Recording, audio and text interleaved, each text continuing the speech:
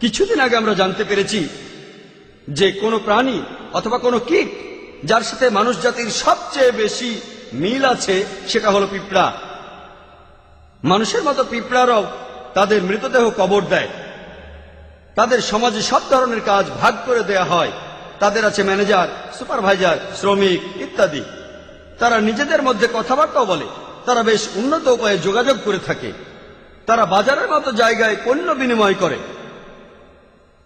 শীতকালের জন্য শস্য মজুত করে। আর এই শস্যদানা যদি কুড়ি গজায়, পিঁপড়ারা সেই কুড়িগুলো কেটে ফেলে, যেন তারা এটা জানে যে এই কুড়িগুলোর কারণে শস্য পচে যায়। আর গ্রীষ্মকালে শস্যদানাগুলো ভিজে গেলে তারা শস্যদানাগুলো বাইরে এনে রোদে শুকাতে দেয়।